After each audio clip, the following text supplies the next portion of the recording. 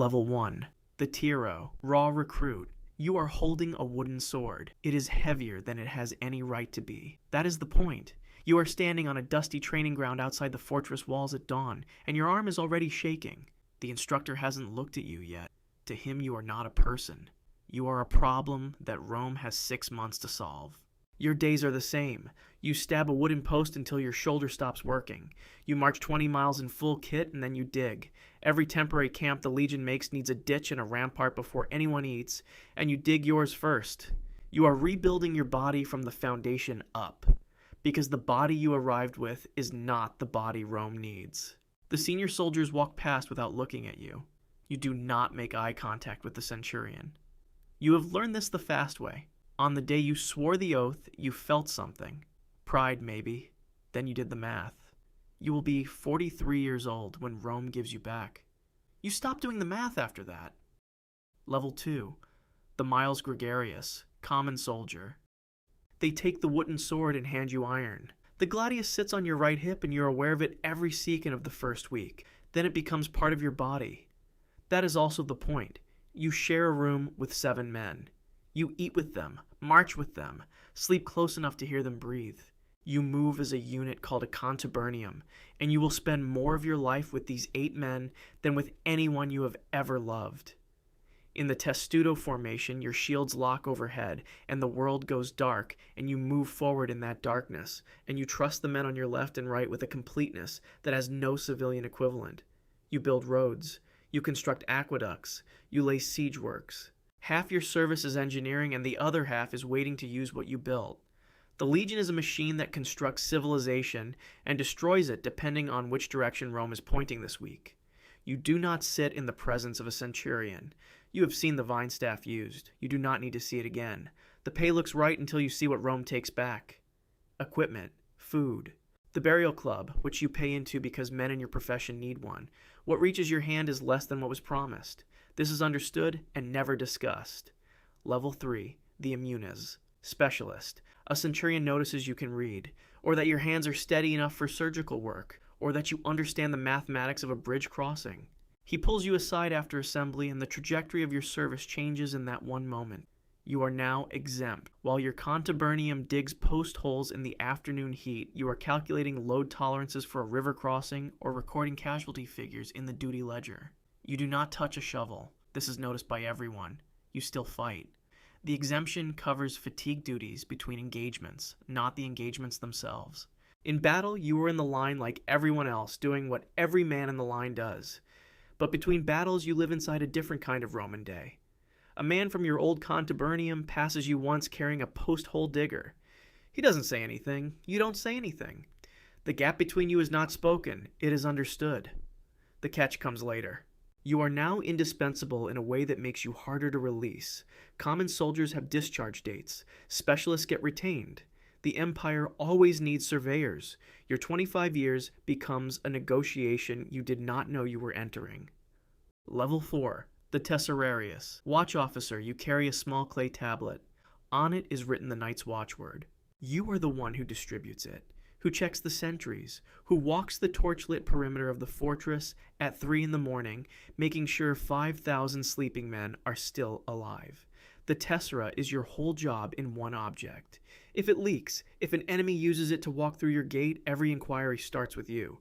You manage the watch rotations, you maintain the duty log. When a sentry is asleep at his post, you make a decision in real time. Does this go in the log, or does it stay between you? Either choice has consequences. The log means flogging. Your silence means debt. This is the first lesson of command. Every decision costs something. The men of your century snap to when you approach at night, not from affection. From the knowledge that a bad report from you reaches the centurion by morning. You have traded sleep for authority. The night rotation starts again in 14 hours, and you have not fully slept since the promotion. You begin to understand that rank is not a reward. It is a different category of weight. Level 5, the optio, second in command. In battle, you stand at the rear of your century. You are not there for safety. You are the back wall. You have a long staff, and your job is to keep 80 men moving forward. And if a man turns to run, the staff is not ceremonial. You manage everything the centurion does not want to touch. Pay records, Equipment inventories, leave approvals. The century runs on documents, and you are the documents. When soldiers have grievances, they bring them to you before they reach the centurion, and you decide what he needs to know and what stops here. You are the filter, the hinge, the man who makes the whole system run without appearing to. When the centurion falls in battle, you take command. There is no transition period. There is no moment of preparation. The sentry is looking at you, and the battle is still happening, and you are already giving orders. Half the centurions in any major engagement go down. This is the number you carry with you into every fight. After a battle in which you lose 13 men, you sit with the duty log and write their names. Not because anyone asked you to, because someone has to know they were here. You write it down. You close the log. You open it again in the morning. Level 6. The centurion. You lead from the front.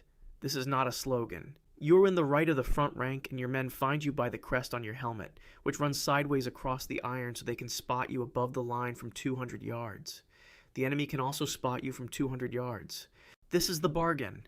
You carry the vetus, the vine staff, that is the symbol of your office and the instrument of your authority. You have used it. You will use it again. Discipline in a century is not abstract. It is immediate and physical, and it happens in front of witnesses, because that is the only kind that works. You have managed 80 men for years. You know who will hold in a bad position and who will fold. You know this not from paperwork, but from watching men in conditions that reveal everything. You have buried 38 of them. You have their names memorized. You will have their names memorized until you die. The catch is simple and total. You are the most statistically likely officer to die in any Roman engagement because you are always at the front. The crest that makes you findable to your men makes you findable to everyone. You have accepted this. You stopped thinking about it somewhere around your 10th year. You are what Rome made you, and Rome needed something that could stand in the front rank and hold. Level 7. The primus pilus. First spear, chief centurion. There is only one of you per legion.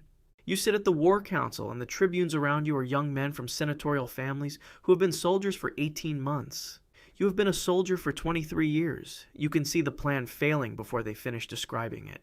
You command the first cohort 800 men, the double-strength elite unit positioned at the most critical point of every engagement. When the legate needs to know what the army can actually do, as opposed to what the maps suggest it can do, he looks at you. If he is good at his job, he listens to what you say. If he is not, men die for his education. You advise. He decides. That is the structure. You have made peace with the structure, or you have learned to look like you have. Here is what nobody tells you at level 1. You have reached the ceiling of what a man born without money can achieve in this hierarchy. The legate above you did not rise through this chain. He was handed the command because of who his father knows in Rome. You have earned every scar on your body and every rank on your record. He has a letter from the Senate. You will advise him. He will decide. On the day you retire, you will enter the equestrian class. Rome will give you that. It will not give you back the 23 years. Level 8. The legatus legionis. Commander, 5,000 men. When you enter the fortress, the guard snaps to. When you walk the lines, the centurions stop what they are doing and face you. When you arrive at a provincial city, the locals bring gifts and their children are pushed to the front to be seen. You have stopped noticing any of this. That is how you know how long you have been here. You sit behind a map that shows roads and rivers and the gap in the eastern frontier that you think about before you sleep. Reports come to you. You no longer go to the problem. The problem is carried to you in documents and dispatches and the faces of officers who need a decision only you can give. You send cohorts into valleys and return to your morning briefing. That is the job.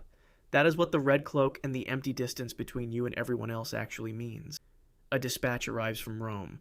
The emperor is pleased. He has a new assignment for you.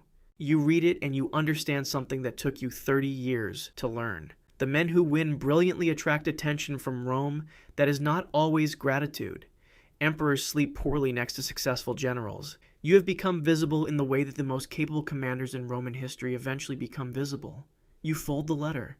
You call for your primus pilus. You have orders to follow and a legion to hand off, and a new position that may be an honor or may be something else entirely.